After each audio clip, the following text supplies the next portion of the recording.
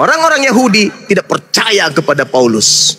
Hanya orang Barat yang percaya kepada pemberitaan Paulus. Orang Barat membawa ajarannya ke Indonesia, Anda ikut-ikutan. Sedangkan orang Yahudi murid Yesus tidak percaya kepada Paulus. Anda korban. Karena yang datang mengaku, akulah Yesus yang kau niaya, itu bukan Yesus, itu adalah iblis.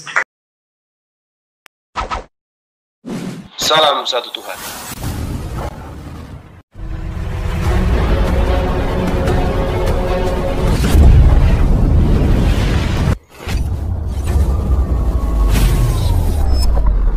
Pengantar ini singkat, para sahabat. Dukung semua ya sahabat-sahabat kita, channel Densa News Muslim. Di like, di subscribe, di share sebanyak mungkin. Untuk supaya mencegah sahabat-sahabat kita di luar sana tidak terpengaruh terhadap pemurtadan. Semoga Allah memberikan selalu sikap istiqamah. Salam satu Tuhan, Allahu Akbar. Iblis yang kalian sebut dengan Yesus itu.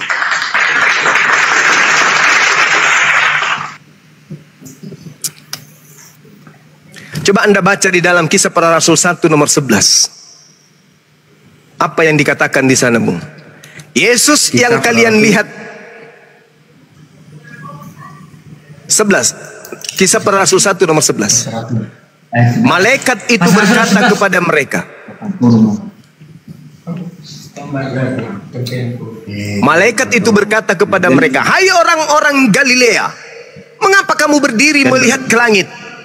Yesus ini yang terangkat ke langit meninggalkan kamu akan datang kembali dengan cara yang sama seperti kamu lihat dia naik ke surga." Ketika Yesus naik ke surga, ke langit, dia dengan jasadnya atau rohnya saja?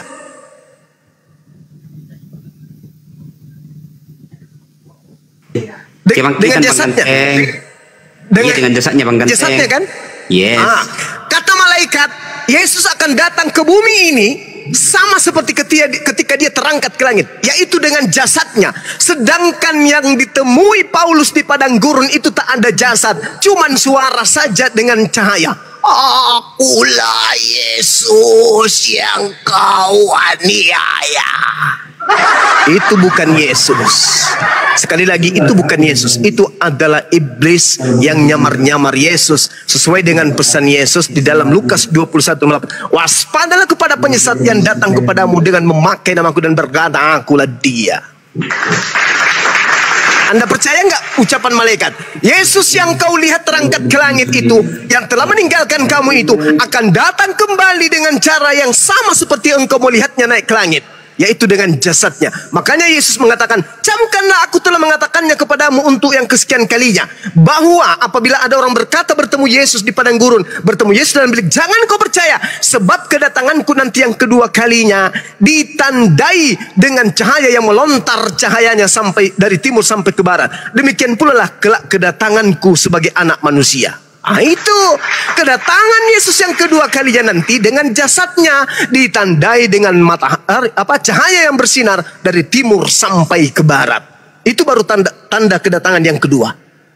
Itu tanda datangnya hari kiamat. Kalau Anda sudah melihat ada cahaya yang terlontar dari timur ke barat, dan di situ sudah datang Nabi Isa atau Yesus, itulah tanda-tanda kiamat. Itu baru kedatangan kedua. Jadi kedatangan di padang gurun, kedatangan dalam bilik penjara, kedatangan kepada orang-orang yang katanya ke tanah suci melihat Yesus, salat tahajud, itu kedatangan palsu, itu kedatangan setan, bukan kedatangan Yesus. Kedatangan yang kedua ditandai dengan cahaya, lontaran cahaya dari timur sampai ke barat, dan dia datang dengan jasadnya, bukan cuma suara.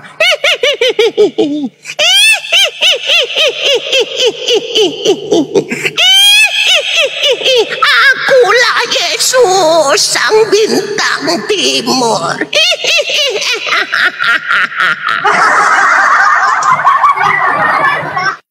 Kabur. Itu ya.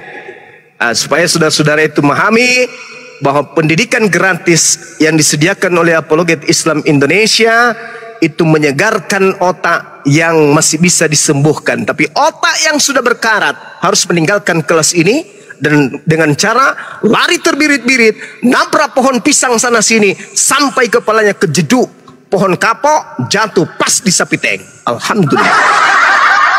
Silakan Bunda Rahma, dilanjut. Dan pasiennya sudah kabur kembali ke rumah Bapak.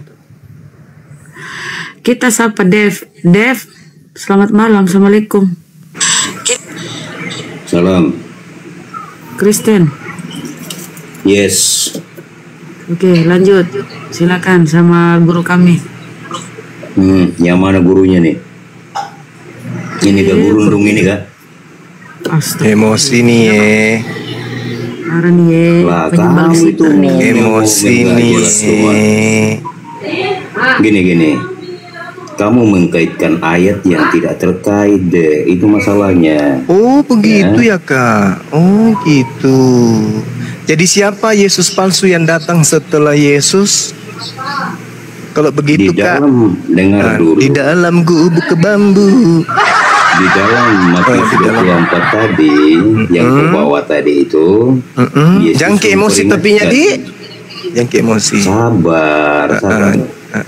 Jadi di dalam Matius 24 tadi itu, Yesus memperingatkan agar tidak mudah percaya gitu loh. Nah, Anda mengkaitkan dengan kisah para rasul 9 tadi. Ya, karena cuma Paulus yang bertemu dengan Yesus di padang gurun. Tidak ada yang lain. Kau dengar dulu. Emang ada yang pernah bertemu dengan Yesus di padang gurun? Makhluk yang ngaku Yesus. Ada. Kau dengar dulu. Saya cuma ketawa dengar dakwamu tadi. Ya udah, Anda ketawa, yang lain nangis. Kau dengar dulu ya. Di dalam kisah para rasul 9 itu, bukan cuma Paulus yang bersaksi, tetapi siapa lagi? Ada sosok bernama Ananias yang juga ditemui. Ya, sama aja siapapun. Siapapun. Jadi, siapa lagi ini Ananias? Siapa ini Ananias? Pengutusan Paulus sudah ada saksi mata yang lain gitu loh. Iya, kan dikatakan kemudian Mesias palsu, nabi-nabi palsu. Kan bukan cuma satu orang, kan banyak orang di situ. Sampaikan juga kepada teman-teman Kristen di bawah. Kau dengar dulu. Ya, itu pertama ya. Itu kamu gugur. Kau tidak bisa mematahkan argumentasi saya. Kenapa? Satu-satunya manusia yang pernah bertemu dengan makhluk yang ngaku Yesus di padang gurun cuman Paulusmu, pendiri agamamu. Kau telan itu baik-baik. Jadi jangan sok nasihatin saya. Adalah lebih mending kalau kita adu data daripada kau curhat. Kau bikin malu aja Kristen yang lain. Kita adu data dong. Adu data. Mana ada selain daripada Paulus yang pernah mengaku di padang gurun bertemu dengan suara, "Akulah Yesus." Itu siapa? Dan apa kata Yesus ketika ada orang mengaku bertemu dengan aku? Apa kata Yesus? Jangan kau percaya kan? Ada nggak dalilnya? Percayalah dia. Ada? Nggak ada. Kalau cuma mau curhat, bukan di sini tempatnya, di pojokan. Dengar dulu. Apa yang kita mau dengar dari Anda? Bantah saya, Bung, bantah saya. Bahwa yang ditemui Paulus di dalam padang gurun itu adalah iblis. Bantah saya. Bantah saya. Ya, gini deh. Bantah. Jadi saya mengatakan tadi bahwa di kisah para rasul 9 itu bukan pengakuan tunggal Paulus, tetapi ada sosok. Apa mau tunggal, mau jamak, mau 1000, mau 2000. Yesus berkata. Dengar dulu. Yesus berkata. Sabar. Yesus berkata apa? Kalau ada yang bertemu dengan saya di padang gurun, jangan kau percaya. Mau dia dilihat 1000 orang, 3000 orang, sepotong orang, tak ada urusannya dengan itu. Yesus mengatakan jangan kau percaya. Kalau ada yang mengaku bertemu dengan saya di padang gurun, jangan kau percaya. Gak ada masalahnya mau 5 orang, 10 orang, 30 orang. Intinya jangan kau percaya. Karena itu pasti bukan aku, kata Yesus. Loh, kok di mute? Gimana sih? Ini katanya mau dialog. Kok di mute? Nah, bantah saya, Bung. Jangan curhat. Ya, saya sudah sampaikan bahwa Paulus itu bukan mengaku-ngaku sendiri seperti Nabi kalian. Iya loh. Tidak ada nabi saya mengaku bertemu dengan Yesus. Jangan kau nangis dulu. Kau bantah dulu itu pengakuan Yesus. Apabila ada orang berkata bertemu dengan aku di padang gurun, jangan kau percaya.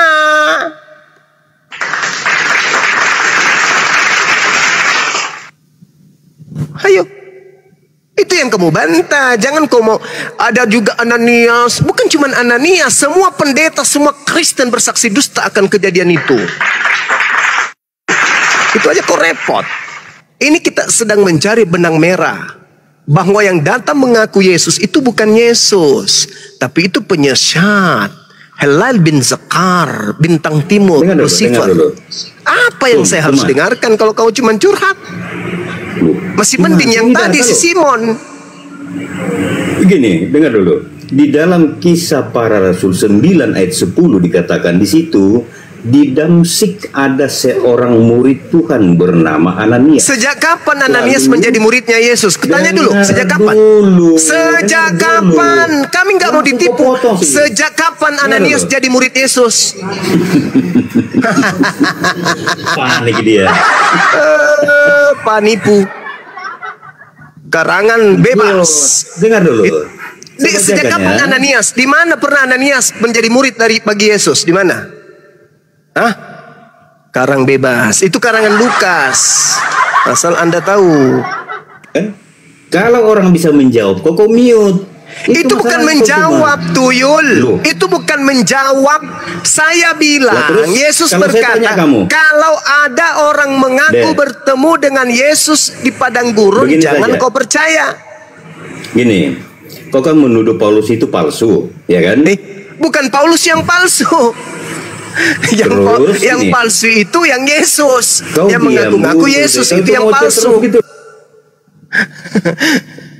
Lucu Anda ini. Anda nggak tahu masalah, Anda bernarasi dia.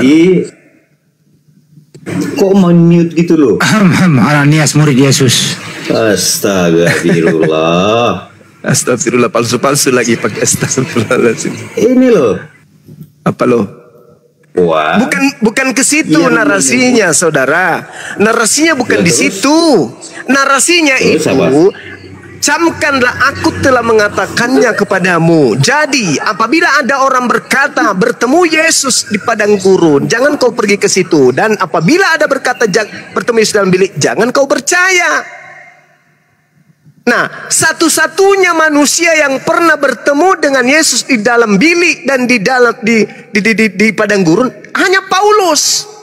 Berarti yang datang kepada Paulus itu bukan Yesus, itu penyesat.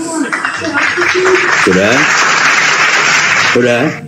Ya, jangan dipotong itu. Kalau Om ini bernarasi, jangan dipotong ya. Kalau omnya sudah seperti anak TK, cara ngomongnya tidak nyambung. Sudah pikun, udah tua. Gini. Jadi jangan di-mute, biarkan dia ngomong. Jangan di-mute. Astaga, ini ke kualitas Islam katanya gurunda ini.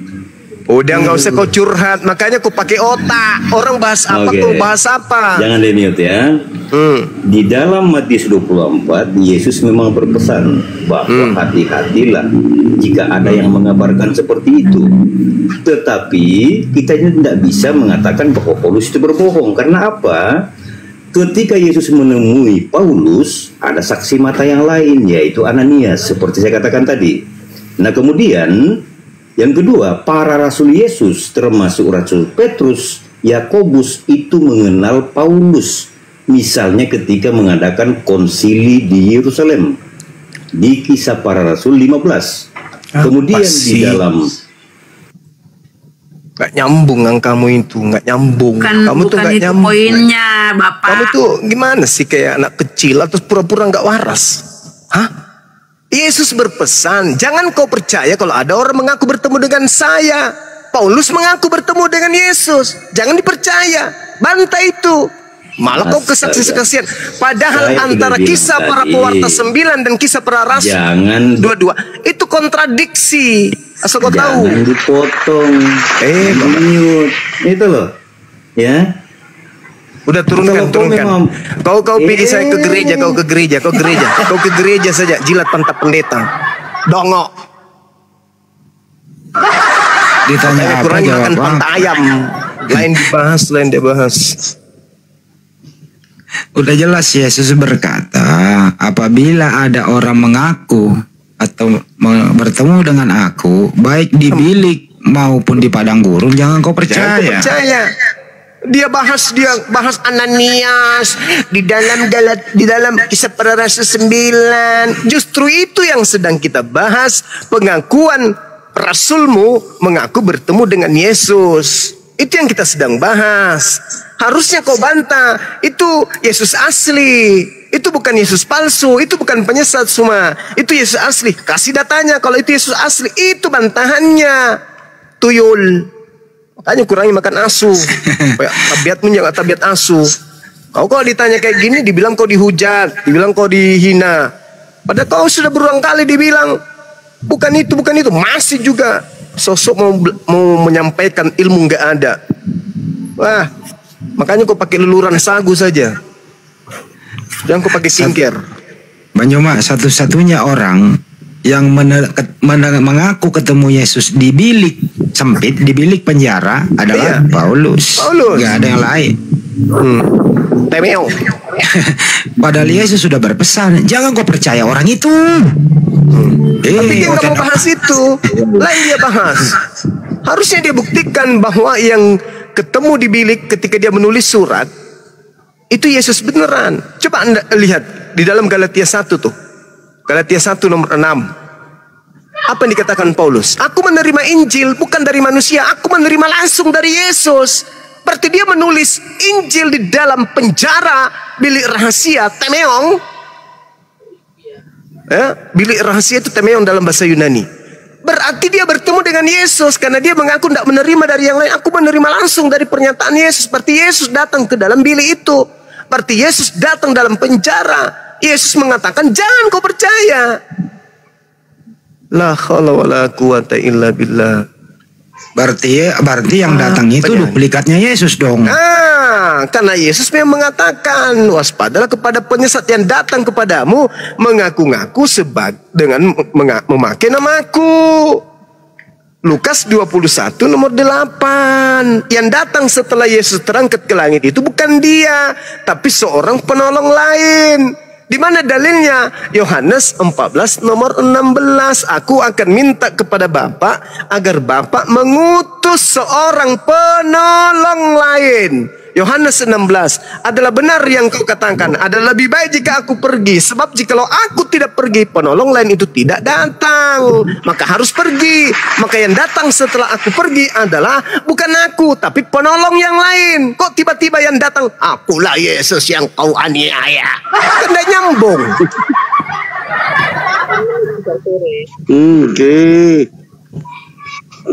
Yesus sudah pergi, anaknya Maria udah pergi, udah kelar dia. Masa dia turun lagi sih ngasih tahu gimana sih?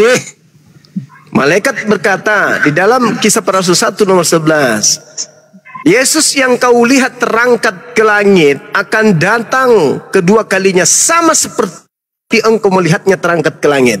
Dengan jasadnya kan? Yes, turun dengan jasadnya berarti.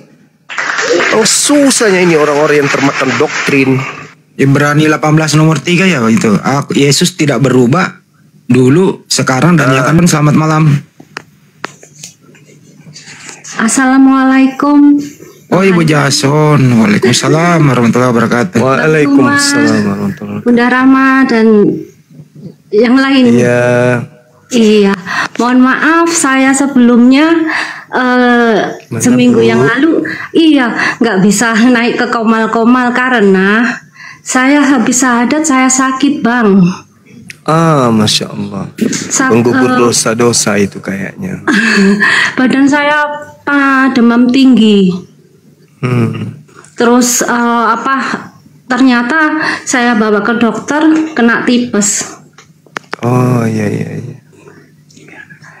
Nah, jadi nggak bisa gerak, nggak bisa kemana-mana gitu loh. Ya, tapi sekarang udah agak baikan. Sudah agak mending, cuma nggak bisa terlalu kerja berat-berat juga ya. Jadi agak banyak istirahatnya gitu bang. Karena kalau makan agak kasar gitu mutah gitu. Oh iya, tipes biasa memang gejalanya gitu. Iya. Itu bang, ini anak saya mau tanya, boleh ya bang? Iya, boleh. Ya. Jadi Ibu Meli ini udah mualaf, anaknya belum, dia mau nanya-nanya, silakan. Aisyah bang. Aisyah kayaknya udah syahadat ya kan ya? Sudah. Anak saya, ini. Anaknya belum aja Pak. anak sudah. Saya, oh udah juga ya? Iya. Hah? Anaknya sudah kan? Anaknya belum. Belum aja mah. Yang sudah kemarin itu yang mana? Yang di Manado ya? Yang di Manado itu lain cuma ini lain. Oh. Saking banyaknya ya Banyuma, lupa ya. Iya. Iya, soalnya nggak bisa nggak bisa live kan Bang. Saya mau live, saya nggak kuat saya. Jadi ntar ya ntar dulu Bu, yang di Manado itu Banyuma anak sama ibu sudah. Kalau Ibu Meli ini udah diganti namanya Bu Aisyah. Nama lengkapnya Ibu Melisa ini. Anaknya belum. Anaknya masih mau nanya dulu gitu loh. Silakan Bu Meli, silakan. Silakan Ibu, silakan. Iya. Insyaallah kalau kita bisa kita bantu. Iya, sebentar. Assalamualaikum Bang. Mohon maaf, ini nama saya yang Melisa. Nama ibunya siapa? Aisyah. Aisyah. Kalau anaknya Melisa. Iya. Oh, mirip berarti ya. Ya, saya mohon maaf sebelumnya. Saya kan saya ini di KTP itu Kristen, tapi belum pernah dibaptis. Oh gitu. Iya. Jadi kenapa saya takut juga- dicebur? Bukan, karena apa ya, dari kecil itu saya nggak suka kalau diceramain sama orang Kristen. Kenapa bisa? Nggak tahu, rasanya kayak nggak suka, Nggak masuk akal. nggak nyaman, nggak bisa diterima sama hati saya sendiri gitu. Syukurlah berarti waras. Iya, lanjut. Nah, di sini kan karena saya ya kalau kata teman-teman sih dianggap ateis lah, apapun lah itu. Makanya saya mau belajar juga kan dari awal. Jadi Iya. saya mau tanya, kenapa manusia itu harus beragama sih dalam hidup itu? Oke, ini pertanyaan sangat bagus. Saya jawabnya sebagai Islam ya. Iya. Agama itu kan kalau di Islam disebut sebagai tuntunan, dinul hak, ya, tuntunan kebenaran, ajaran kebenaran. Sama seperti di dalam rumah tangga. Kenapa di dalam rumah tangga itu harus ada aturan? Karena di situ ada cinta, di situ ada kasih sayang, betul? Semakin cinta dan semakin hidup kasih sayang dalam rumah tangga, semakin akan banyak aturan di dalamnya. Nah, kalau skala kecil aja, manusia yang tidak memiliki apa-apa mampu memberi aturan untuk melampiaskan rasa kasih sayangnya kepada anak-anaknya. Lalu bagaimana dengan pencipta alam semesta ini yang tidak membandingkan kemudian ciptaannya dengan ciptaannya yang lain selain berdasarkan atas ketakwaan. Nah, untuk itulah kemudian Tuhan itu maha pengasih, Tuhan itu maha penyayang, sehingga Tuhan mengutus para utusannya untuk memberikan aturan-aturan. Aturan-aturan inilah yang kemudian bahasa kita disebut sebagai agama. Kalau bahasa kami itu millah atau dinul atau din, agama. Kalau Tuhan tidak cinta kepada alam semesta, maka Tuhan kemudian tidak memberikan agama. Coba, kenapa kemudian Tuhan menciptakan ayam, kambing, sapi, tapi mereka tidak diberi agama? Karena agama tidak cocok bagi binatang-binatang yang tak berakal. Agama hanya cocok bagi makhluk yang berakal. Agama dari Tuhan hanya bisa diterima oleh mereka yang berakal. Sedangkan manusia yang punya fisik manusia, yang punya otak, yang menolak agama dari Tuhan, itulah yang disebut ulaika hum syarrul bariyah, seburuk-buruknya makhluk. Karena dikasih akal. Ayam tak beragama wajar, kambing tak beragama wajar, mereka bukan manusia. Tapi manusia yang dibentuk dalam bentuk fi aksani takum, dalam bentuk sempurna, tidak beragama dengan agama yang benar, berarti dia lebih buruk daripada hewan. Jadi agama menuntun kita menuju kepada pencipta kita. Agama mengatur kita seperti apa hidup kita harusnya di hadapan Tuhan kita. Karena ingat, kalau di dalam kaidah Islam, walaqad khalaqnal insana wa na'lamu ma tuwaswisu bihi nafsu. Dan sungguh aku Tuhan telah menciptakan manusia, dan aku Tuhan mengetahui apa yang dibisikkan oleh hati mereka. Wa nahnu aqrabu ilaihi min hablil warid. Dan aku Tuhan lebih dekat kepada manusia tersebut daripada manusia itu tersebut terhadap urat lehernya sendiri. Coba. Tuhan yang umat Islam sembah menyatakan dirinya, aku Tuhan lebih dekat kepada manusia daripada manusia itu sendiri terhadap kedekatannya. Itu aku lebih dekat daripada dia dengan urat lehernya. Kayak mana dekatnya Tuhan itu kepada kita. Setelah ditelaah dengan akal, rupa-rupanya itu betul berdasarkan sains. Cobalah kita buktikan. Saya tanya dulu kepada Adinda, siapa namanya tadi? Abdurrahman, siapa? Melisa. Melisa. Sorry. Saya tanya, apa yang ada pada diri Ananda Melisa ini yang merupakan milik pribadi Melisa? Tunjukkan kepada saya. Milik pribadi secara manusia nggak ada. Nggak ada kan? Tangannya? Apanya? Tangannya Melisa? Punya Tuhan, Bang. Alhamdulillahirabbil alamin. Tak ada yang kita punya. Mulut punya Tuhan, bibir punya Tuhan, hati punya Tuhan, kepala punya Tuhan. Bahkan kita nggak tahu apa yang ada di dalam rongga kepala kita. Kita nggak tahu apa yang ada di dalam dada. Kita nggak tahu apa yang ada di dalam perut kita. Tetapi Dia yang menciptakan kita tahu semua sendi-sendi, semua saraf-saraf yang ada, semua ion-ion yang ada dalam tubuh itu diatur sedemikian rupa oleh Dia yang menciptakannya dengan begitu sempurna. Untuk itulah kemudian Allah cinta kepada jasad ini. Dia memberikan aturan kepada hambanya. Wahai hambaku, di sekelilingmu ada setan. Aku berikan kau petunjuk berupa dinul haq untuk engkau jadikan petunjuk. Wa qulil haqqu mir rabbikum. Kebenaran itu sudah dituangkan oleh Allah seluruhnya ke atas muka bumi. Barang siapa yang mau beriman, ikuti petunjukku. Barang siapa yang mau kafir, tinggalkan petunjukku. Tetapi ingat, siksaanku amat pedih, yaitu neraka jahanam. Nah, kalau Ananda sudah menyadari bahwa ternyata setiap saya makan masuk nutrisi yang sama, makan singkong, makan apapun yang masuk nutrisinya sama, berarti suplai makanan ke dalam tubuh saya itu seimbang, semuanya menyeluruh. Tapi kok yang tumbuh cuman kuku? Kenapa gigi nggak ikut tumbuh? Kok cuman rambut yang bertumbuh? Kenapa bulu hidung tidak memanjang kayak rambut ya? Atau bulu ketek memanjang kayak rambut ya? Kok dia dibatasin? Yang membatasinya siapa rupanya? Oh, yang membatasinya itu adalah ternyata pemerintah. Pemerintah mengeluarkan keputusan, barang siapa yang kedapatan bulu keteknya lebih sejengkal akan dipenggal kepalanya. Ternyata kagak, itu secara alami, itu secara natural. Lalu siapa yang membagi nutrisi yang masuk ke dalam tubuh kita ini?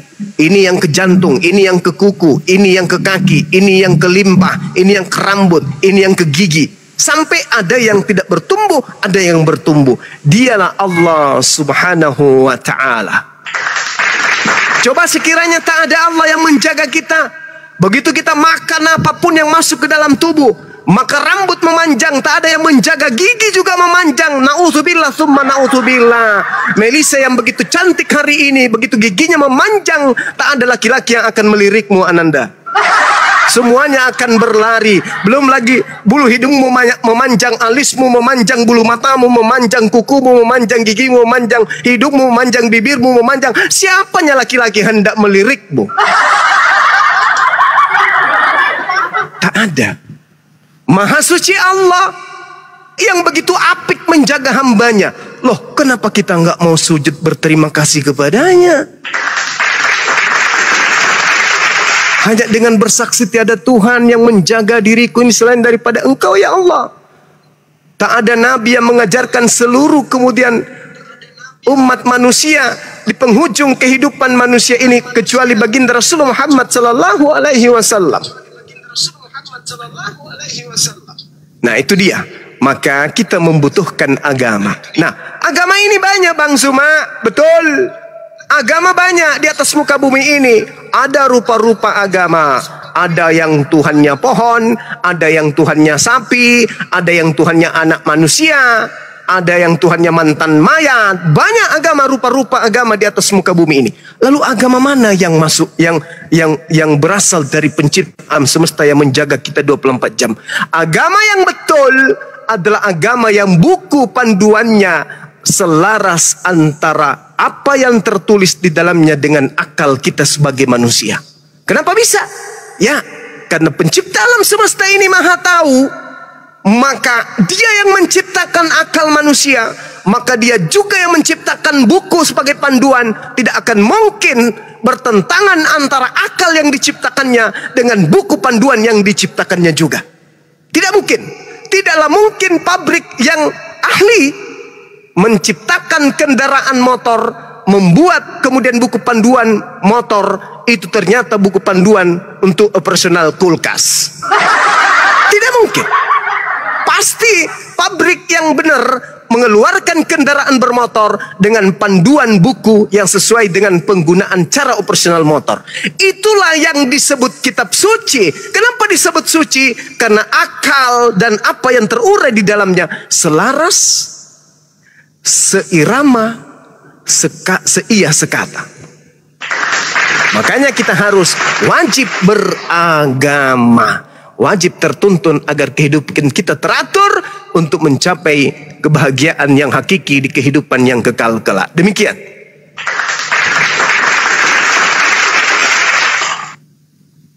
Bang, mau tanya lagi. Kan silakan. Ajaran kebenaran itu cuma satu. Yeah. Terus sang pencipta itu juga cuma satu. Tapi mengapa jadinya banyak agama gitu? Dan yang disembah kenapa jadi macam-macam? Itu dari mana semuanya? Ya, bagus. Tadi kalau Ananda ini nyimak apa yang saya katakan. Jadi kehidupan kita di atas muka bumi ini bukan cuma kita sendiri. Manusia itu adalah manusia yang punya kehendak bebas. Contoh, ada nggak kira-kira yang melarang diri Ananda kalau misalnya Anda tiba-tiba mau masuk kamar mandi? Ada nggak yang melarang? Enggak, kau jangan masuk kamar mandi. Enggak ada sih. Enggak ada. Kalau mau aja kan? Ada nggak yang mau melarang kalau misalnya malam ini juga Anda ingin bunuh diri? Mohon maaf nih. Ada nggak yang melarang? Iya, enggak ada. Enggak ada. Jadi manusia itu memiliki kehendak free will, bebas. Dia bisa jahat, dia bisa baik. Itu dia. Manusia lapar, manusia makan, dan manusia itu memiliki sederetan keinginan-keinginan. Ingin begini, ingin begini, ingin begini, ingin begitu, ingin begini, ingin begitu, ingin begini, ingin begitu. Itulah manusia. Itu yang disebut nafsu, syahwat. Manusia kelebihannya dibandingkan malaikat, manusia memiliki akal, memiliki syahwat, memiliki nafsu. Nah, nafsu inilah yang berpotensi membuat manusia itu mau jadi Hindu, mau jadi Buddha, mau jadi ateis, mau jadi Kristen, mau jadi Islam. Itulah nafsu yang membawa manusia itu sampai ke sana. Tapi yang membawa manusia sampai ke Islam, itulah yang disebut akal. Kita lihat bagaimana kemudian ketika Al-Quran mengatakan bahwa orang-orang di luar Islam beragama berdasarkan dengan ajaran nenek moyang. Kita lihat dalam surah Al-Baqarah. Al-Baqarah ayat berapa itu teman-teman? Ayat 170 ya. A'udzubillahi minasyaitonirrajim. Bismillahirrahmanirrahim. Wa idza qila lahum ittabi'u ma anzalallahu qalu bal nattabi'u ma alfayna alaihi aba'ana awalau kana aba'uhum la ya'qiluna syai'a wa la yahtadun. Dan apabila dikatakan kepada mereka ikutilah apa yang telah diturunkan oleh Allah, yaitu Islam, mereka akan menjawab, tidak, kami mengikuti apa yang kami dapati pada nenek moyang kami melakukannya. Padahal kata Allah, awalau kana Aba'uhum la ya'khiluna syai'a wa la yahtadun. Nenek moyang mereka itu tidak mengetahui apapun dan tidak mendapat petunjuk. Contoh, coba besok keluar dari room ini, tanya Kristen, wahai saudara Kristenku, siapa yang Anda ikuti Anda menyembah Yesus? Pasti jawabannya nenekku, bapakku. Bapakku dari nenekku, nenekku dari kakekku, kakekku dari buyutku, buyutku dari moyangku. Tidak akan pernah sampai itu adalah perintah Tuhanku. Nggak ada. Begitu juga keyakinan-keyakinan yang lain. Tapi kalau kita berbicara mengenai Islam, siapa kemudian yang mengajarkan ente menyembah kepada Allah? Jawabannya Allah itu sendiri. Mana dalilnya? Innani anallah, la ilaha illa ana, maka sembahlah aku. Fa'buduni. Sesungguhnya aku ini adalah Allah, tidak ada Tuhan selain aku, maka sembahlah aku. Kami menyembah Allah, perintah Allah. Mereka menyembah Tuhan mereka karena perintah nenek moyang, bapak. Begitu anaknya besar, anakku, ya mami, besok kita ke gereja ya. Iya mam. Begitu seterusnya. Yang anak tadi bertumbuh. Dia punya anak lagi juga begitu. Dia juga akan mengajarkan kepada anaknya, besok kita ke gereja ya. Iya mam. Itu ajaran dari mana? Dari nenekmu. Itu semua berasal dari nenek moyang mereka. Berbeda dengan Islam. Kenapa berbeda? Karena nenek moyang banyak kepercayaannya. Kenapa bisa demikian?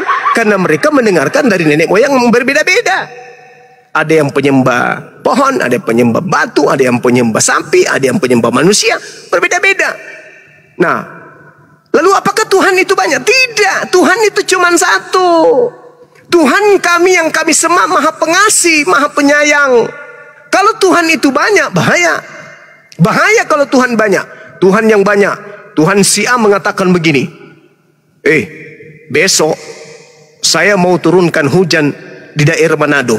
Tuhan yang lain mengatakan, jangan. Saya sudah mengilhamkan kepada penduduk Manado agar menanam kacang dan dia butuhkan matahari terik selama 4 bulan. Jangan turunkan hujan. Yang Tuhan yang lain mengatakan, turunkan aja sekali-sekali. Enggak ada pokoknya. Siapa yang mau melawan saya sekarang? Tuhan berantem. Mampuslah sudah kita. Jadi Tuhan itu absolut, tak terbatas, cuma satu. Dia harus tunggal, gak boleh dua. Nah, Tuhan yang satu inilah yang kita cari. Siapa itu? Allah subhanahu wa ta'ala. Allah yang maha suci lagi maha tinggi. Kenapa maha suci? Karena tidak memiliki noda sedikit pun, tidak memiliki keterbatasan sedikit pun, tidak memiliki saingan, tidak memiliki kesetaraan, tidak memiliki sekutu. Dialah Tuhan yang kepadanya segala sesuatunya tergantung. Nah, sekarang bagaimana orang yang berdoa di gereja minta rezeki? Ya Tuhan, berikan kami rezeki. Bener, besok bisa beli mobil. Jadikan anak-anakku berhasil. Jadi dokter anaknya. Nah, orang yang melihat hanya sekedar melihat, dia mengatakan, wah Tuhannya ini betul. Kenapa? Dia berdoa minta rezeki, dapat mobil. Masuklah aku juga Kristen. Begitu dia masuk di Kristen, udah masuk dia di dalam kan, di sampingnya berdiri orang tua. Oh Tuhan, usiaku sekarang sudah 71 tahun. Sejak usia 20 tahun aku selalu minta sepeda kumbang. Sekarang usiaku 72. Kenapanya kau tidak pernah memberikan aku sepeda satu kali pun? Nah, yang mendengarkan tadi, wah bahaya ini. Ini ada yang berdoa di sampingku sudah puluhan tahun minta sepeda, nggak pernah. Nggak benar ini Tuhannya. Keluar lagi dari Kristen. Dia lihat lagi agama yang lain. Wah ini kok orang Hindu cuman bakar kemenyan, mana ente lah yang ente kok rezekinya bagus. Kayaknya di sini. Begitu juga kejadiannya. Wah nggak benar Tuhan. Ternyata Tuhan yang betul itu maha pengasih. Anda sembah ataupun Anda tidak sembah, Tuhan itu maha pemalu. Ketika ia mengatakan, aku maha segala-galanya. Dia memberikan segalanya. Anda sembah saya atau Anda tidak sembah saya, semua aku berikan. Tapi ingat, semua amal perbuatanmu, baik yang buruk maupun yang baik, akan ada balasannya nanti di akhirat. Nah itu baru Tuhan yang betul. Kalau Tuhan ada melihat, wah ini yang menyembah saya, nggak mau aku kasih dia harta. Nah, ini yang sembah saya aja yang aku kasih harta. Berarti satu agama aja yang benar. Nah kalau semua agama di Tuhan itu pilih kasih dalam aspek seperti itu, maka di atas muka bumi ini cuma ada satu agama. Kalau sudah satu agama, maka semuanya orang akan menjadi benar.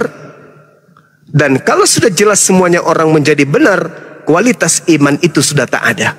Kenapa? Yang penting aku Islam, toh Islam kan surga, sekarang aku Islam. Begitu ada waktu salat, Allahu Akbar, Allahu Akbar, amin, Assalamualaikum warahmatullahi wabarakatuh, Assalamualaikum. Sudah selesai, begitu. Oh nggak bisa, itu munafik jatuhnya. Nggak bisa. Harus ada kebinekaragaman supaya manusia tertantang untuk mencari yang paling benar dengan akalnya. Wah ini kayaknya agama benar. Kenapa? Karena mereka semua yang ke masjid menggunakan mobil-mobil mewah semua. Semua anak-anak Islam jadi tentara semua, jadi polisi semua. Sedangkan yang lainnya ini, wah kayaknya mereka tidak menyembah Tuhan ini. Miskin-miskin, pakai celana panjang, pantatnya bolong. Mereka hanya pakai sepatu yang robek-robek. Nggak mau ikut. Akhirnya masuk semua ke Islam. Begitu masuk ke Islam, mereka juga jadi kaya-kaya. Apa yang terjadi? Sholat ogah-ogahan, puasa ogah-ogahan, menyembah Tuhan ogah-ogahan. Itu yang terjadi. Kalau Tuhan memperlihatkan sisi kebenaran bahwa keyakinan Islam itu yang paling benar dengan menonjolkan itu, maka semua orang akan menjadi Islam. Lalu kualitas imannya kayak mana? Semua jadi munafik, jadi penghuni neraka semuanya. Maka Allah membuat itu semua menjadi rahasia yang menjadi tolak ukur kebenaran iman hanya akal dan kitab suci. Seperti itu Ananda. Bisa direnungkan barangkali. Silakan.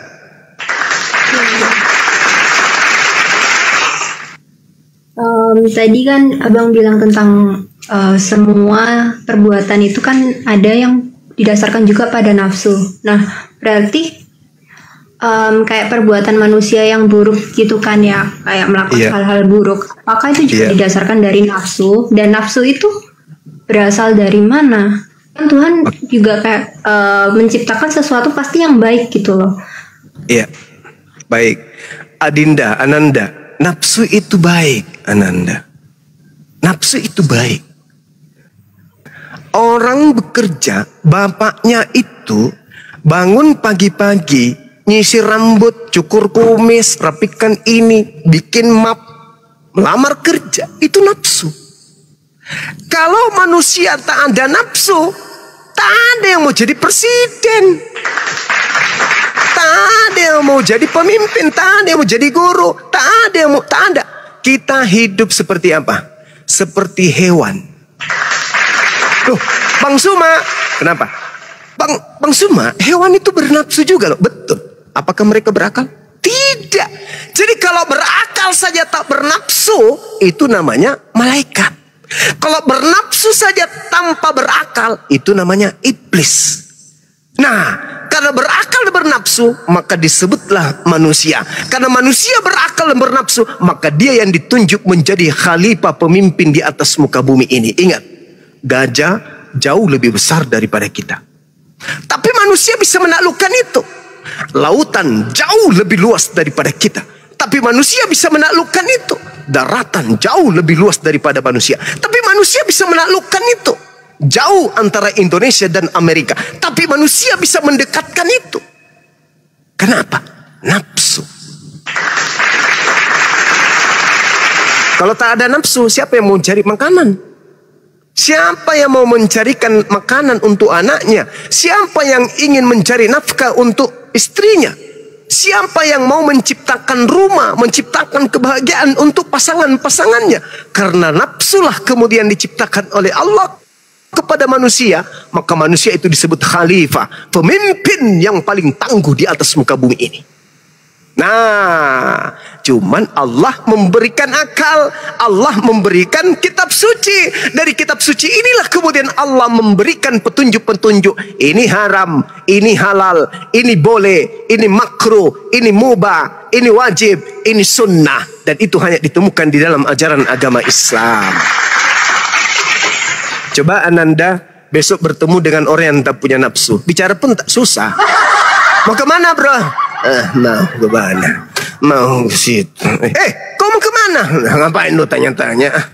Kau kenapa? Orang tak punya nafsu. Mandi pun tidak, sikat gigi pun tidak, makan pun malas, bahkan pun tak cebok.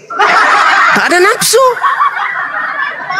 Mungkin mana orang bisa menjadi manusia paripurna kalau tak bernafsu? Jadi nafsu itu adalah anugerah. Nafsu terpimpin itulah nafsu mutmainnah. Nafsu orang-orang yang tenang jiwanya menuju kepada Rabbul Jalal, Rabb pencipta alam semesta. Dan itu hanya ditemukan di Islam. Kalau orang tak punya nafsu, besok kasih dia narkoba. Oh, sudahlah, habis nafsunya. Mau kayak mana hidup ini tanpa nafsu? Saya kira begitu, Ananda. Mungkin masih ada pertanyaan? Masih bang. Mau enggak punya nafsu mau? Mau? Enggak juga sih, enggak kayak gitu. Kirain mau.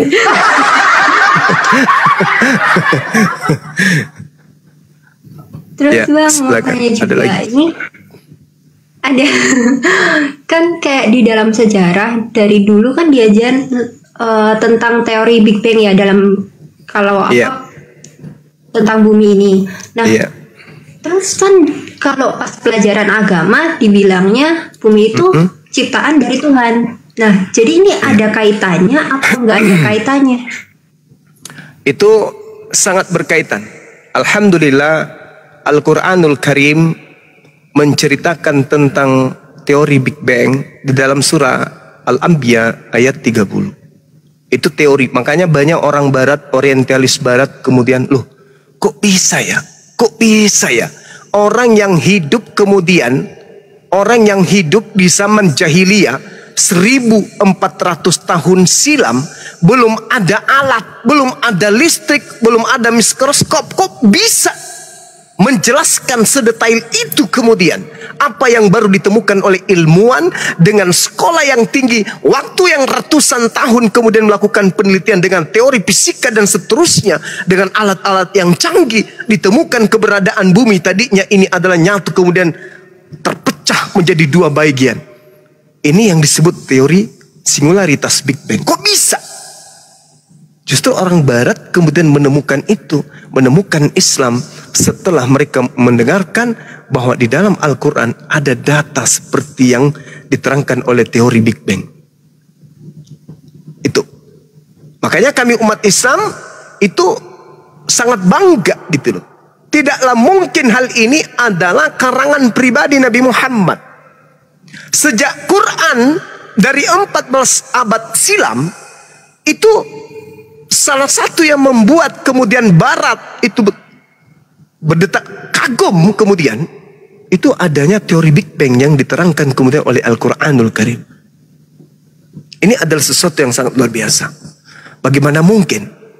Bagaimana mungkin kata Allah? Kata mereka, ini mustahil.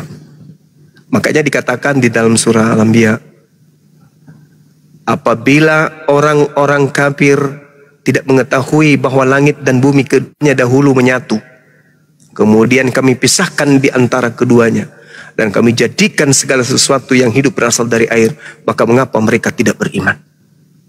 Coba, ini pertanyaan. Kalau Big Bang sudah menemukan kata Allah bahwa ternyata secara teori bumi ini tadinya adalah satu kemudian berpisah, kata Allah, kenapa mereka tidak beriman ketika hal ini kami sudah sampaikan terlebih dahulu di dalam Al-Quran? Apakah baginda Rasulullah Muhammad SAW itu melakukan penelitian? Tidak mungkin, mustahil.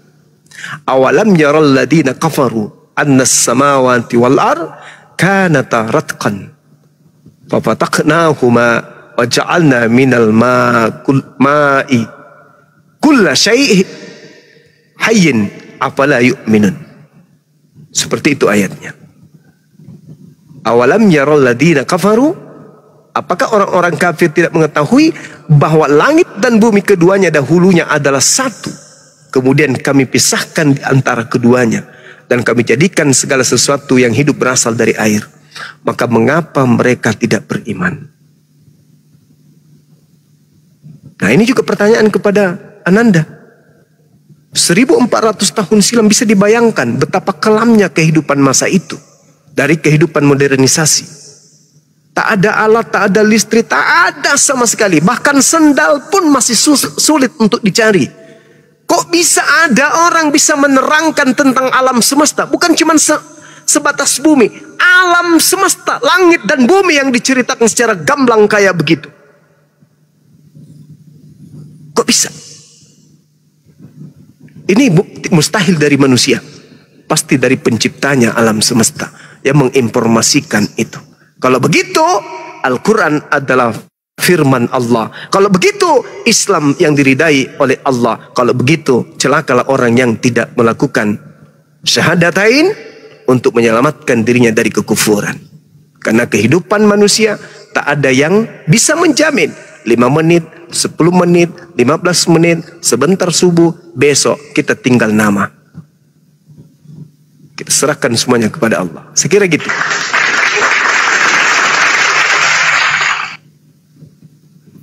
Oh, berarti semua itu sudah ada dan sudah dijelaskan ya, Bang. Soalnya kan selama ini saya sekolah kan di sekolah Kristen ya, dan nggak ada yang jelasin sih tentang hal itu.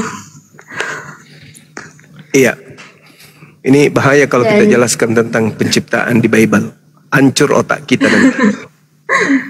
Karena ya, irrasional. Makanya bingung aja. Iya. Begitulah. Terus kan di sejarah itu juga ada, Bang. Kayak manusia itu awalnya dari kera yang ketemu tulang-tulangnya lah atau apalah, terus dikait-kaitkan dengan manusia yang sekarang. Nah, itu juga dijelaskan atau tidak, Bang? Soalnya kalau yang saya tahu kan Tuhan menciptakan manusia itu dengan wujud yang sempurna yang seperti sekarang gitu. Gimana? Sorry. Kan dalam sejarah itu kan manusia berasal dari kera. Katanya kera yang apa namanya? Itu lubang yang apa? Ditemukan tulang-tulangnya, terus akhirnya berubah perlahan menjadi manusia yang bentuknya sekarang ini. Tapi kan kalau dalam agama kita diajarinya itu kayak Tuhan menciptakan manusia itu secara bentuk wujudnya itu udah sempurna seperti sekarang gitu. Iya. Makanya kami umat Islam itu ketika proses penciptaan Allah Subhanahu wa taala kemudian menyatakan di dalam Al-Qur'anul Karim surah Al-A'raf, A'udzubillahi minasyaitonirrajim. Bismillahirrahmanirrahim. Wa idh ahaza rabbuka min bani Adam min zuhurihim dzurriyyatahum wa asyhadahum ala anfusihim alastu bi rabbikum qalu bala syahidna. Kalau dia kera, mustahil menjawab. Alhamdulillah, Al-Quran menuturkan begitu sempurna. Dan ingatlah ketika Tuhanmu mengeluarkan dari sulbi, tulang belakang anak cucu Adam, keturunan mereka. Dan Allah mengambil kesaksian terhadap ruh mereka seraya berfirman, bukankah aku ini Rabbmu? Bukankah aku ini adalah Tuhanmu? Mereka semua menjawab, betul engkau adalah Tuhan kami. Kami bersaksi akan itu. Kami lakukan yang demikian itu, kata Allah, agar di hari kiamat nanti kamu tidak mengatakan, sesungguhnya ketika itu kami lengah terhadap ini. Jadi Ananda, sebelum kita menjadi eksis, menjadi makhluk biologis, di alam ruh, kita sudah pandai bercakap. Di alam ruh, Allah sudah memberikan kita kemudian napas, jiwa, sehingga kita mampu menjawab pertanyaan Allah di alam ruh. Alastu bi rabbikum, hai engkau ruh, apakah engkau bersaksi aku ini adalah Tuhanmu? Qalu bala syahidna, kemudian menjawab, betul engkau adalah Tuhanku. Jadi bagaimana mungkin kita ini berasal dari kera monyet? Kecuali mungkin yang tidak bisa membedakan antara Tuhan dan manusia, barangkali saya nggak menuduh, mungkin. Tapi kalau umat Islam nggak mungkin. Alastu bi rabbikum qalu bala syahidna. Nggak mungkin. Di alam ruh aja kita sudah manusia. Bagaimana mau jadi monyet? Nggak mungkin. Mustahil. Allahu Akbar. Ada lagi? Kira-kira monyet bisa bicara nggak? Enggak, Bang. Enggak kan? Jadi kita bukan dari monyet. Karena kita di alam ruh aja sudah menjawab. Yang dia tanya tadi Manjama itu surat Al-Mu'minun 12-14. Maaf, embriologi dia tanya juga tadi. Apa? Surah? Al-Mu'minun 12-14 mengenai embriologi. Al-Mu'minun, Masya Allah. Ya dia tanya tadi. Iya, baik. Satu dari beberapa surah andalan umat Islam, andalan saya juga, ketika ditanya tentang jaminan surga di dalam Islam. Apa kata Allah? Bismillahirrahmanirrahim. Qad aflahal mu'minun. Sungguh beruntunglah orang-orang mukmin. Umat Islam maksudnya. Alladzina hum fi salatihim khashi'un. Yaitu orang-orang yang khusyuk di dalam salatnya. Walladzina hum 'anil lagwi mu'ridun. Orang-orang yang meninggalkan perbuatan dan perkataan yang tak bermanfaat. Walladzina hum lizakati fa'ilun. Orang-orang yang menunaikan zakat. Walladzina hum li furujihim hafizun. Orang-orang yang menjaga kemaluannya. Illa kecuali ala azwajihim, kepada istri mereka. Wa ma malakat aimanuhum fa innahum ghairu malumin. Dan hamba yang mereka punya, sesungguhnya mereka tidak tercela. Famani betaga wara'a dzalik faulaika humul adun. Maka siapa yang mencari melampiaskan syahwat selain daripada itu, mereka itulah orang-orang yang melampaui batas. Walladzina hum li amanatihim wa ahdihim ra'un. Dan sungguh beruntung pula lah orang-orang yang memelihara amanah dan janji mereka. Walladzina hum ala salawatihim hafizun. Yuhafizun. Dan orang-orang yang memelihara salat mereka, ulaika hum warithun. Mereka itulah orang-orang yang mewarisi alladzina yarithunal firdaus hum fiha khalidun. Yaitu orang yang mewarisi surga firdaus, mereka kekal di dalamnya. Jadi orang Islam, orang yang salat, orang yang menjaga amanah, orang yang menjaga janji, orang yang berinfak, zakat, menjaga dirinya untuk tidak berzina, kata Allah, kepada mereka diberikan warisan. Kalau warisan berarti hak milik prerogatif kepada siapa warisan itu diberikan. Alhamdulillah, setiap insan Islam memiliki warisan surga Firdaus. Nah, lalu kemudian walaqad khalaqnal insan min sulalatin min tin. Dan kami telah menciptakan manusia dari saripati yang berasal dari tanah. Subhanallah. Dari mana Rasulullah Muhammad sallallahu alaihi wasallam tahu? Tidak ada mikroskop, tidak ada apalagi itu yang dipakai untuk USG apa namanya itu? Kontraktor, kalkulator, eskavator, nggak ada. Kontrasepsi. Nah, kontrasepsi, kontradiksi, nggak ada. Nggak ada alat, tapi Rasulullah kemudian menyampaikan hal ini. Walaqad khalaqnal insan min sulalatin min tin. Sementara kitab yang lebih dulu di dalam kitab Ayub dikatakan manusia dikeraskan seperti keju yang dipancarkan. Mati meja. Summa ja'alnahu nutfah fi qararim makin. Ini jelas. Kemudian kami menjadikan air mani dalam tempat yang kokoh, yaitu rahim. Subhanallah. Ini luar biasa. Jadi kalau Ananda masih meragukan kebenaran Islam, 1400 tahun silam, dari mana baginda tercinta Rasulullah Muhammad SAW kemudian memberikan materi-materi seperti ini.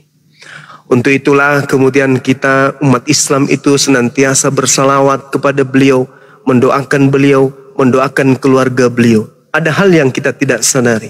Pada saat kita kemudian bersalawat kepada Rasulullah, pemberkatan terhadap beliau, kita juga sedang melakukan pemberkatan kepada keturunannya, keluarganya. Allahumma salli ala sayyidina Muhammad wa ala alihi wa ashabihi ajmain. Itu jelas itu. Oleh karena itu, sahabatku yang mendengarkan ini, yuk mari kita bersalawat kepada baginda Rasulullah Muhammad sallallahu alaihi wasallam yang telah memberikan kepada kita kemudian nikmat yang dititipkan oleh Allah melalui lisan beliau, yaitu dinul Islam, sehingga kita dijauhkan dari ajaran-ajaran tagut, ajaran-ajaran inasan, ajaran setan yang menyembah selain daripada pencipta alam semesta. Allahumma salli ala Muhammad wa ala ali Sayyidina Muhammad. Masya Allah, takbir. Allahu Akbar. Allahu Akbar, Masya Allah. Silakan Dek Melisa. Bang, masih ada pertanyaan lagi sih. Boleh, silakan.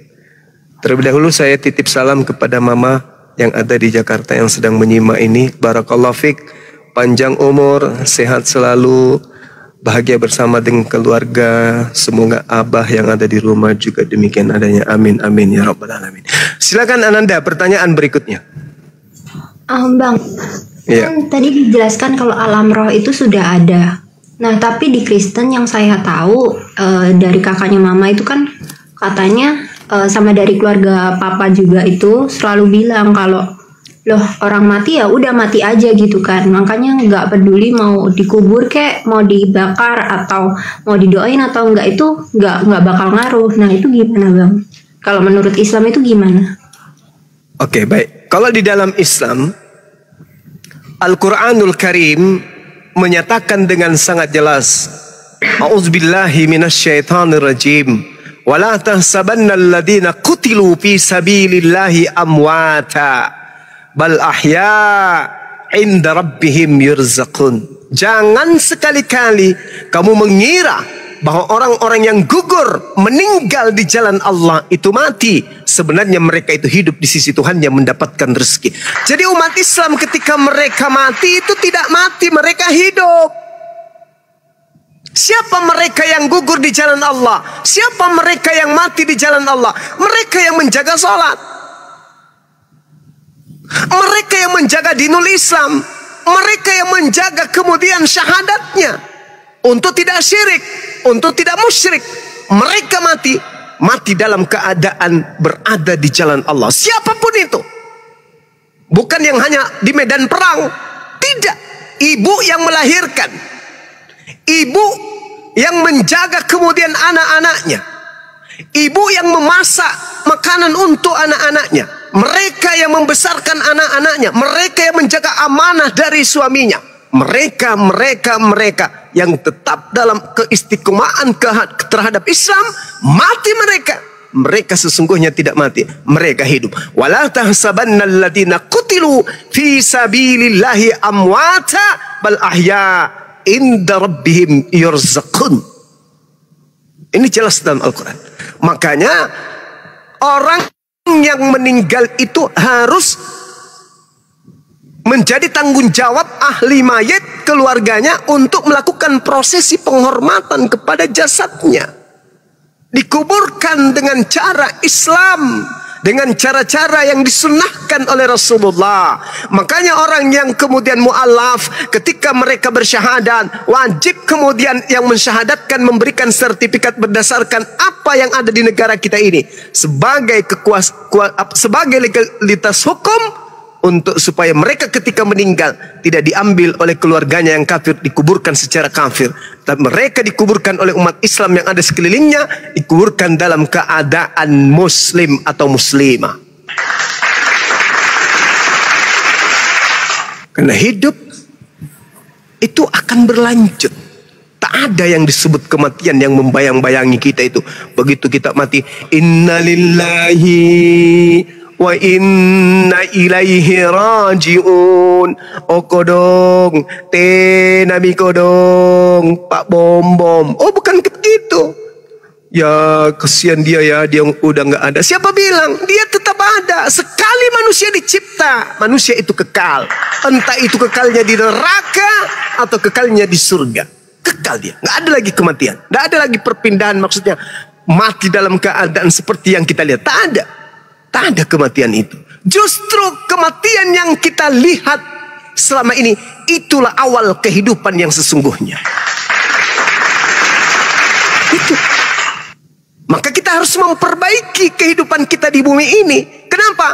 Pada saat kaki selangkah menuju kematian, selangkah masuk ke dalam tanah, kita tidak menghadap lagi ke bumi. Kita menghadapnya ke akhirat. Urusan kita berhadapan dengan akhirat. Apa yang kita bawa? Harta? Kan. Cincin? Bukan. Kalung? Bukan. Mobil? Bukan. Yang kita bawa adalah amal perbuatan kita ketika hidup di dunia. Ayo, coba. Orang yang meninggal, ditinggal hartanya kan, ditinggal istrinya kan, ditinggal semua yang dia punya kan, ditinggal. Masuk ke liang lahat. Apa di situ tak ada perkara? Ada perkara. Gak mungkin tak ada. Enak kali. Contoh nih ya. Misalnya Pak Bom Bom bertetangga dengan Pak Handi. Tiba-tiba Pak Bom Bom ini pingin memiliki mobil Bang Handi. Pak Bom Bom melihat Bang Handi lewat, ketapak bawa mobil. Dipalam pakai pohon kelapa, ketepuk mobil, tabrak pohon. Bang Handi dibawa lari ke rumah sakit. Pak Bom Bom bawa lari mobil, dibawa sampai ke provinsi lain, diganti catnya, diganti kapnya, diganti semua, dipretelin. Dosa enggak Bom Bom?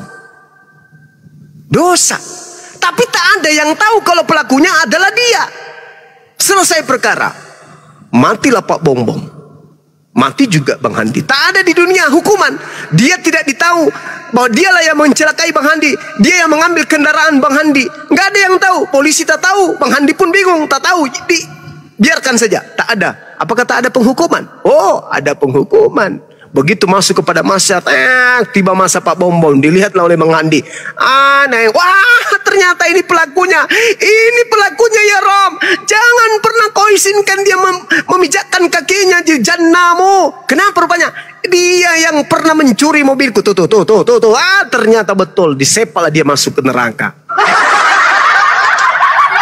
Pada mahsyar itu semuanya akan dipertontonkan oleh Allah. Tak ada yang tidak. Seperti itu Ananda. Mudah-mudahan jawaban saya ini kena kepada pertanyaan. Karena tadi pada saat Anda bertanya, saya sedang cari upil. Lanjut. Tambahin sedikit ya, kalau boleh Aki. Tambah.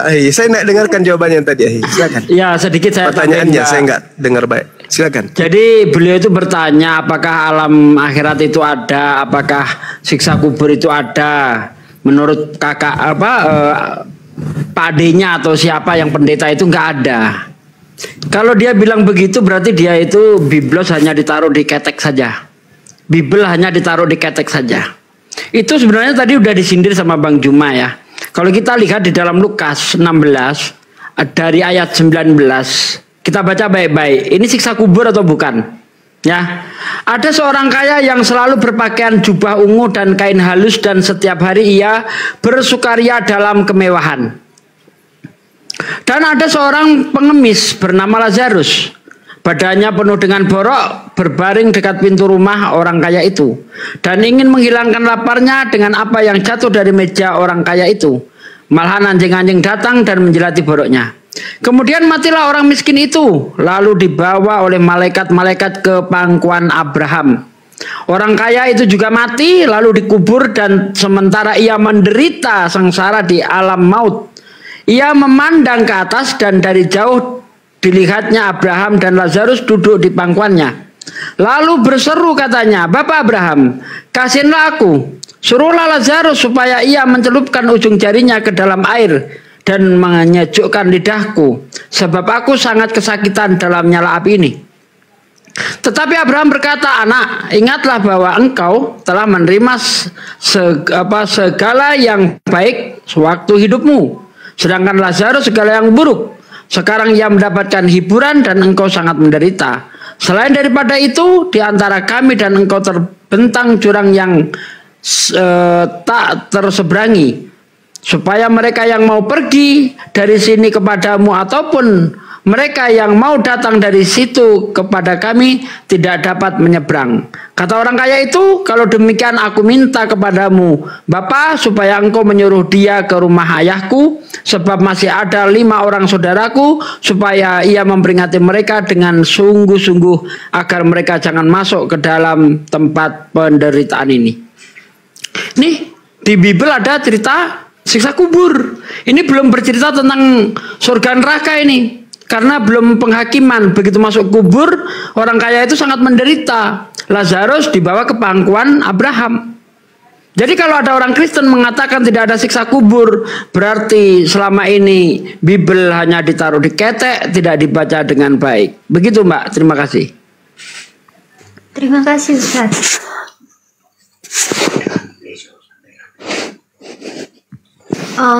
Saya juga mau tanya, Bang Zuma,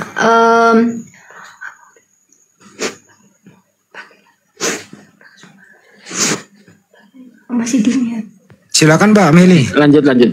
Nama lengkapnya nih Melisha Angela. Wih, mantap namanya nih. Ya Mbak Meli, silakan. Terusin pertanyaannya apa? Saya mau tanya, kalau kan beberapa kayak saya kan kurang pintar bergaul ya kalau di sekolah, jadi saya mencari teman-teman dari online gitu kan. Nah, kebanyakan teman online saya itu kan juga Muslim. Nah, sering kali kita itu bertukar pikiran kayak Yesus sama Isa itu sama nggak sih? Dan kita berhenti sampai di situ karena nggak ada yang tahu jawabannya. Jadi saya mau tanya, sebenarnya mereka itu sama satu orang atau berbeda? Karena kan kayak memiliki kisah yang berbeda gitu loh di dua agama ini.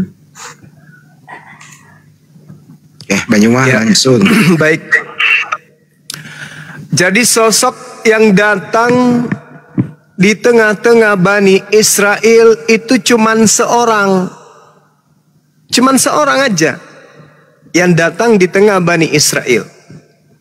Lahir tanpa ayah itu cuman seorang, sebagai nabi, sebagai rasul bagi Bani Israel yang diberi hikmat Injil untuk ia sampaikan kepada kaumnya Bani Israel. Itu cuman satu, orang Yahudi menyebutnya Yeshua HaMashiach. Nah, kemudian orang yang satu ini oleh sekelompok orang-orang Farisi mengajarkan kemudian kepada orang-orang Yunani, orang-orang Romawi dengan nama Yesus. Islam kemudian datang menyebut Yeshua HaMashiach, menyebut Isus dengan sebutan Isa Al-Masih. Jadi itu berbicara satu oknum yang dibicarakan di sana. Hanya saja di antara Yahudi, Kristen dan Islam ada yang menceritakannya berdasarkan dengan pewahyuan. Kalau Yeshua HaMashiach ditolak oleh Bani Israel, penolakannya melahirkan agama Kristen. Islam kemudian datang mengurai kembali benang merah pengajaran Nabi Isa alaihissalam. Fattakullah wa ati'un, hadza siratul mustaqim. Bertakwalah kepada Allah dan taat jugalah kepadaku. Itu inti dari ajaran Nabi Isa alaihissalam di tengah-tengah Bani Israel. Ma qultu lahum illa ma amartani bi an ya'budullah rabbi wa rabbakum. Sembahlah Allah, Tuhanku dan Tuhanmu. Tiba-tiba ajaran ini kemudian ketika sampai ke barat dirubah menjadi sembahlah aku. Sehingga yang tadinya Isa, Yeshua HaMashiach, Isa bin Miriam, itu berubah menjadi Yesus Kristus. Berarti perbedaannya karena adanya konsep yang merubah itu. Kesamaannya sama-sama utusan Tuhan yang datang di tengah Bani Israel. Seperti itu adanya. Tapi kalau berbicara mengenai akidah, apakah Nabi Isa dan Yesus sama? Beda.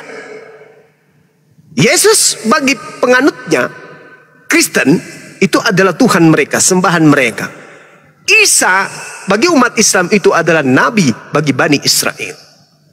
Itu sederhananya itu begitu. Jadi dia adalah oknum yang sama, pribadi yang sama ketika dipandang dari segi secara histori. Tugas dan tanggung jawabnya dan umatnya itu adalah satu. Isa, Yesus. Tapi ketika dipandang dari segi apologetika, maka itu adalah berbeda. Satu Tuhannya orang Kristen, yang satu adalah nabinya umat Islam. Sampai di sini jelas, Ananda? Jelas banget. Alhamdulillah.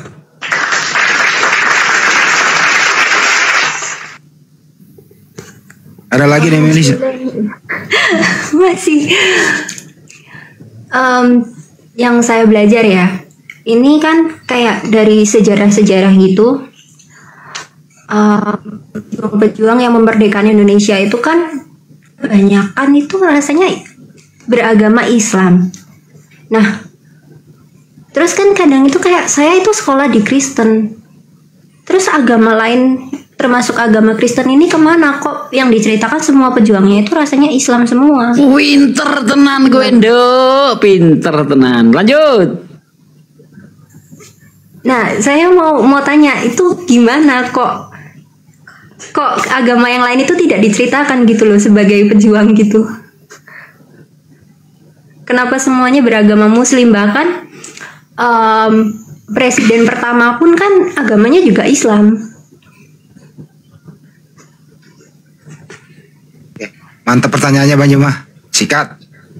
Apa pertanyaannya? Sorry, saya lagi chatting sama ini. Pertanyaannya gini, Wakil Presiden, ya. kenapa di sejarah itu perjuangan yang melawan Belanda ini, yang membawa ini masuk ke Republik, kenapa pejuangnya itu 99,9% Muslim semua? Kenapa nggak ada Kristen? Gitu loh. Silakan. Iya, baik. Sebenarnya kalau kita melihat di dalam ajaran agama Islam itu ya, banyak ayat yang menyinggung hal seperti ini yang kaitannya dengan kemerdekaan. Karena memang umat Islam itu adalah agama jihad. Apa agama jihad itu? Agama perjuangan. Al-Quran surah Al-Baqarah ayat 216, di situ Allah mengatakan diwajibkan bagi kamu berperang. Artinya ketika diperangi. Padahal berperang itu adalah sesuatu yang kamu benci. Tapi kata Allah, boleh jadi yang kamu benci itu padahal itu amat baik bagimu. Begitu juga sebaliknya. Jadi diperbolehkan. Makanya ketika ada penjajah kemudian umat Islam diserukan satu komando untuk mengusir penjajah. Karena memang umat Islam itu agama jihad. Perangilah di jalan Allah orang yang memerangi kamu, tetapi jangan kamu melampaui batas dalam memerangi mereka. Karena sesungguhnya Allah tidak menyukai orang-orang yang melampaui batas.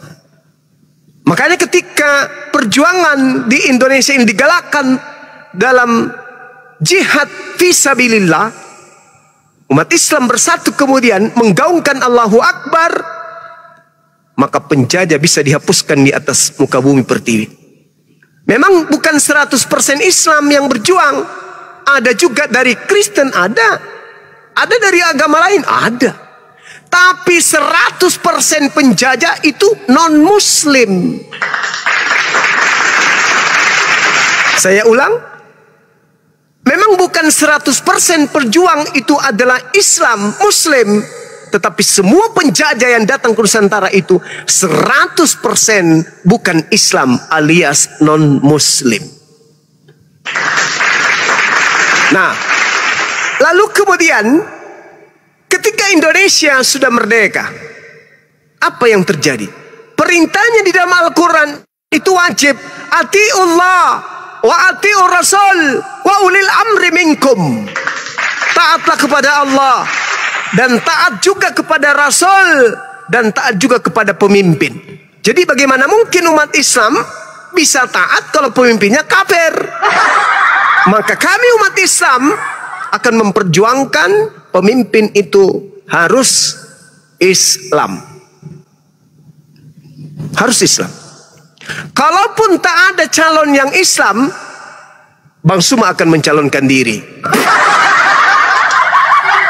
Gitu, Ananda. Jadi memang ada kaidah di dalam Islam itu, kita harus taat kepada pemimpin. Maka pemimpin yang kita taati jangan pemimpin yang kafir, harus pemimpin yang sesama Islam. Karena kalau pemimpin yang kafir, kalau dia memberikan satu keputusan yang bertentangan dengan agama kita, maka itu bisa bahaya. Ya, bisa bahaya. Bahayanya gimana? Karena tidak mungkin umat Islam itu taat kepada perintah pemimpin apabila pemerintah mengajarkan kepada kami umat Islam satu perintah yang bertentangan dengan akidah umat Islam. Pasti kami tidak taat.